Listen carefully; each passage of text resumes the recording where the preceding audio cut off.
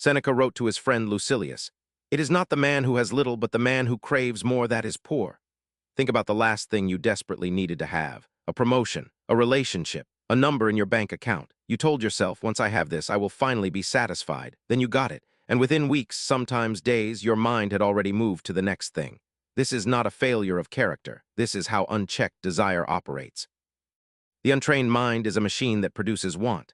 No matter what arrives, it recalibrates immediately and reaches for something else. Philosophers call it hedonic adaptation. The Stoics called it poverty because you remain impoverished regardless of what you accumulate.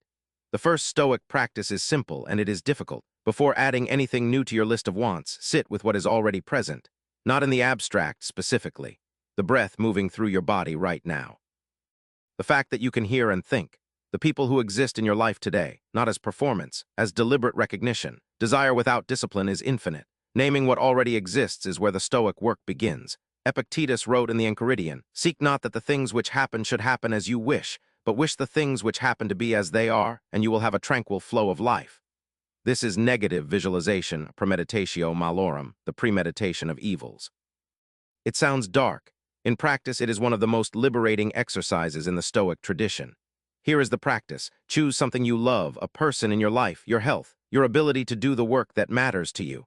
Now imagine clearly and honestly losing it, not to spiral, not to catastrophize, but to feel for just a moment what your days would look like in its absence. What would you give to have it back? Seneca, writing from enormous personal wealth, still practiced voluntary poverty, plain food, rough clothing, nights without comfort, not as punishment, but as proof that his peace was not stored in any of those things. He was constructing an inner life that circumstances could not reach. The person who never imagines loss grips everything with white knuckles. The person who has sat quietly with the thought of loss holds what they have with open hands. That is the whole difference between anxiety and peace. Your practice tonight, name one thing you value and spend 60 seconds asking, what would tomorrow look like without it?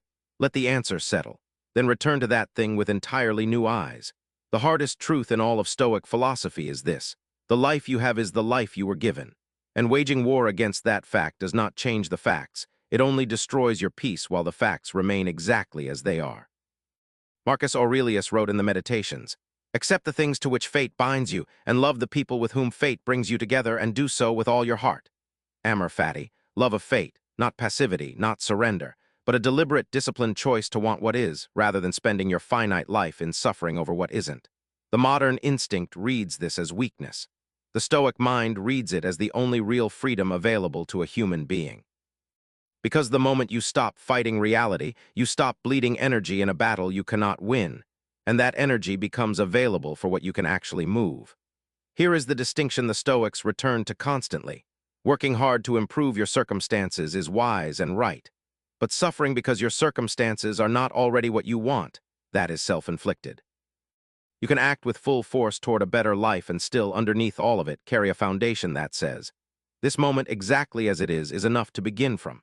Not because it is ideal, because it is real. Stop fighting the ground beneath your feet. Stand on it and move. CTA 30 seconds. If this reached you, share it with someone trapped in the cycle of wanting. New Stoic wisdom comes to this channel every day. Subscribe so you never miss what comes next. The philosophers who shaped emperors and freed slaves left everything they knew in writing. All you have to do is listen. Outro, 30-45 seconds. Here is your Stoic challenge for today. Tonight, before you sleep, choose one thing you take for granted and spend 60 seconds imagining your life without it.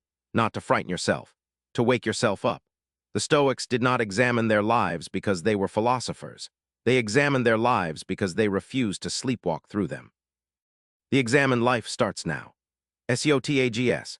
Stoicism, Stoic philosophy, Marcus Aurelius wisdom, Epictetus, Seneca quotes, negative visualization, premeditatio malorum, amor fati, how to stop wanting things, Stoic practices, Stoic contentment, ancient wisdom, Stoic mindset, desire and happiness, Stoic meditation description. You are not struggling because you lack enough, you're struggling because you've forgotten what you already have. The Stoics built a practice to fix exactly this, negative visualization or premeditatio malorum. In this video, learn how Marcus Aurelius, Epictetus, and Seneca approached desire, loss, and contentment, and the specific exercises they used to find peace without surrendering ambition. Discover why Seneca practiced voluntary poverty despite his wealth, why Epictetus said wanting things as they are leads to a tranquil life, and how amor fati, love of fate, is not weakness but the deepest form of Stoic freedom.